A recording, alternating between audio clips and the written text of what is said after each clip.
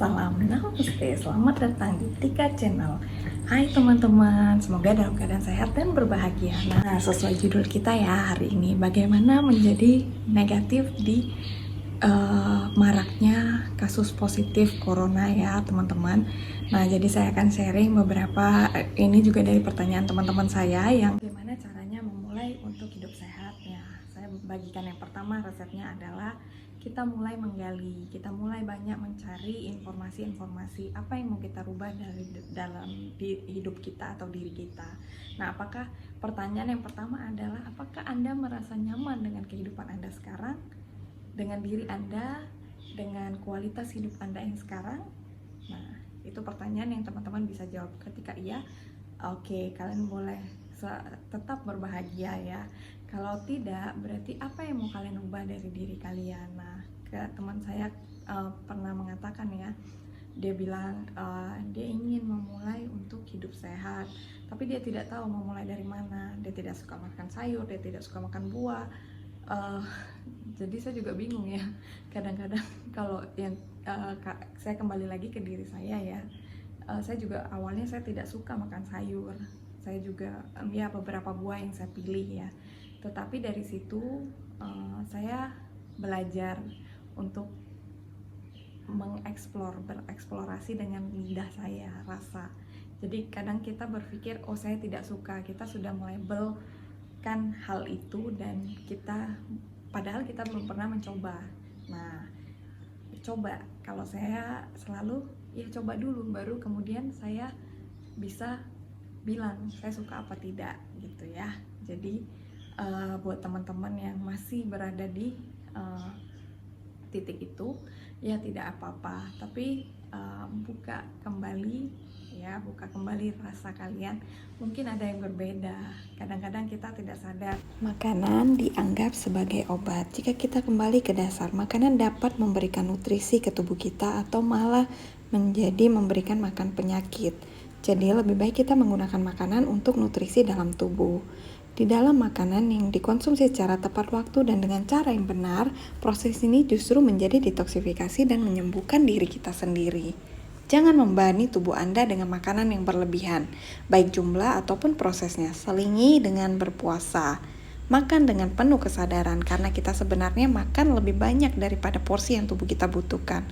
Kadang otak kita memberikan sinyal yang sama ketika kita lapar atau haus. Jadi penting untuk memahami diri dan tubuh kita.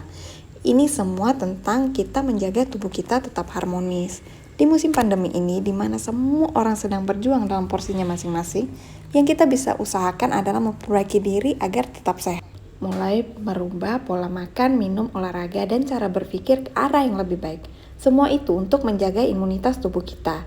Tiap orang punya caranya masing-masing, namun penting untuk tahu kondisi tubuh sendiri, lalu mulai dari situ. Bisa saja dengan vitamin, suplemen tambahan, atau seperti saya. Nah, di rumah kita terbiasa makan buah untuk sarapan, makan sayur-sayuran. Anak saya pun menjadi terbiasa. Kemudian kita tetap bergerak, berolahraga, bermain sesuai dengan kesukaan masing-masing, dan istirahat atau meditasi yang cukup. Buat saya pribadi, hal ini sangat penting, tapi yang paling penting adalah menjaga keyakinan atas apa yang kita buat dan membebaskan pikiran kita dari rasa takut, cemas, khawatir. Perdayakan diri semaksimal mungkin. Percaya, yakin, niat, dan usaha kita akan membawa. Jadi saya tidak mengajak teman-teman untuk langsung berhenti dan memulai pola hidup sehat, itu enggak. Jadi kita mulai selalu dari hal yang kecil. Jadi untuk merubah sesuatu, mulai dari hal yang kecil dulu. Apa yang bisa teman-teman mulai rubah dari hidup, dari kebiasaan yang sekarang? Nah, misalnya mulai dari makan sayur yang teman-teman suka. Mulai dari situ, atau mulai dari makan buah, makan dari buah yang kalian suka. Mulai dari situ, selalu mulai dari situ. Kemudian ingat ya teman-teman, ketika kita bergerak, barulah energi di dalam tubuh itu keluar, dan hanya satu untuk menjaga keseimbangan tubuh kita ya, bergerak. Jadi apa yang kita makan itu harus tetap dikeluarkan energinya, karena energi yang masuk diolah, dia harus dibakar dan dikeluarkan. Nah, bagaimana cara mengeluarkannya? Jadi banyak teman-teman yang bilang, oh saya udah melakukan pekerjaan rumah itu udah buat capek. No, pekerjaan rumah berbeda dengan olahraga. Jadi olahraga ada tujuannya ya. ketika kalian melakukan pekerjaan rumah dan kalian sudah lelah, selalu saran saya sendiri, selalu sisihkan 10 menit pun oke, it's okay, asal kalian mulai. Jadi hanya satu kuncinya, mulai. Nah, dari durasinya 5 atau 10 menit itu sudah cukup buat kalian, tapi dengan durasi yang sedikit, konsisten ya. Jadi untuk membangun disiplin itu selalu dimulai dulu. Oke, ketika kalian sudah mulai, kalian akan merasakan manfaatnya.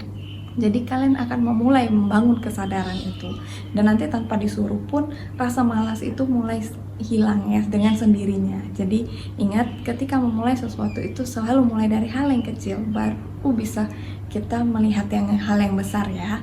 Nah, ketika makanan, mulai dari hal yang kecil dulu kalian bisa. Kemudian olahraga, mulai dari hal yang kecil yang kalian bisa. Nah, kita bersama-sama melawan melalui dengan dengan tinggal di rumah, bukan diam di rumah ya. Jadi kita tetap bergerak di dalam rumah, di rumah saja. Saya tidak meminta teman-teman untuk keluar beraktivitas untuk melakukan olahraga, tidak. Tapi banyak hal yang bisa dilakukan ketika di rumah saja.